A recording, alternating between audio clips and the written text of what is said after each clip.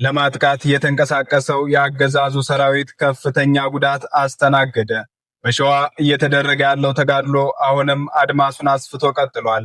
የብልጽግናው አገዛዝ የሚመካበት አየር ኃይል ሸዋ ላይ ከተሰማራ ቢቆይም መሬት ላይ በተጨባጭ ለውጥ ማምጣት ሳይችል ቀርቶ በየሄደበት የደፈጣ ሲሳይ መሆኑን ቀጥሏል። በዛሬው ዕለት ጠላት ከየቦታው የተውጣጣ የአየር ወለድ ሰራዊቱን ስምሪት በመስጠት የፋኖ ኃይሎች ነፃ ቀጠና ወደ ሆነው ሳሲትና የሶፊ ወደ ተባሉ ቦታዎች ለማዝመት እንቅስቃሴ አድርጎ ክፉኛ ተመቷል። ከሰላ ድንጋይ ከተማና ከጣርማ በር ወረዳ ኃይሉን በማሰባሰብ የፋኖ ሰራዊት አባላትን ለማፈን በማቅናት ላይ ያለ አማራ ፋኖ ብሔራዊ ንቅናቄ ሸዋ ጠቅላይ ግዛት እዝ አፄ አምደ ጽዮን ኮር ራምቦ ክፍለ ጦር ሰራዊት አባላት አጃና ሚካኤል መገንጠያ ላይ በጣሉት የደፈጣ ጥቃት ቁጥራቸው ከ19 በላይ የሚሆኑ የብልጽግናው ሰራዊት አባላት እስከ ወዲያኛው ሲሸኙ በርካታ የጥላት ኃይል ቁስለኛ ሆኗል። በደፈጣ ጥቃት የተጀመረው ከጥላት ጋር የሚደረግ ግብግብ ወደ መደበኛ የጨበጣ ውጊያ ተቀይሮ አድማሱን ባሰፋው በዚህ አውደ ውጊያ ቀድሞ ዝግጅት ያደረገው ክፍለ ጦሩ ታላቅ ድል ተጎናጽፏል።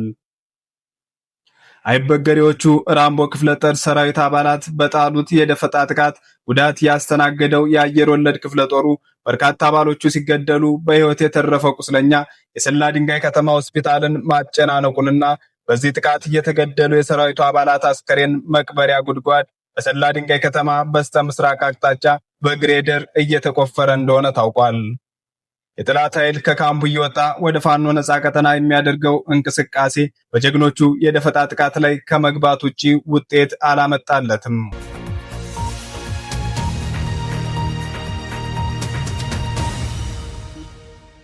በሌላ በኩል በትላንትናው ዕለት ከ104ኛ አየር ወለድ ክፍለ ጦር ጋር ተጋድሎ ሲያደርጉ ያረፈዱት የምኒልክ ክፍለ ጦር የሰራዊት አባላት ከእኩለ ቀን ጀምሮ ከመንዝቃያ ወረዳ መቀመጫ ከሆነችው ዘመሮ ከተማ ተነስቶ ወደ ክምር ድንጋይ በማቅናት ላይ ያለ የጠላት ኃይል ላይ ባደረሱት ከፍተኛ የሆነ ጥቃት ድል ሲቀዳጁ 3 የሚሊሻ አባላት በምኒልክ ክፍለ ጦር መማረካቸውን የአፄ አምደ ጽዮን ኮር ሚዲያና ኮሚኒኬሽን ክፍል አስታውቋል።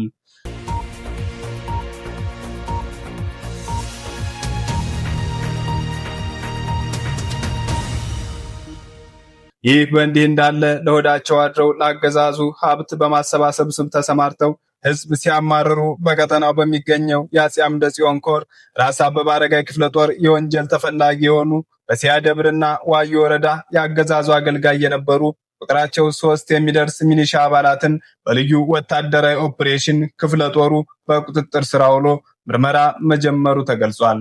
በልዩ ኦፕሬሽን በቁጥጥር ስር የዋሉት እነዚህ የሚሊሻ አባላት በተደጋጋሚ በፈጸሙት ክህደት በፋኖ ኃይሎች የይቅርታና የእርምት ዕድል የተሰጣቸው ቢሆኑም አሁንም ለአገዛዙ አድረው በድጋሚ መያዛቸውን ተረጋግጧል። መረጃው የአፄ አምደ ጽዮን ኮር ሚዲያና ኮሚኒኬሽን ክፍል ነው።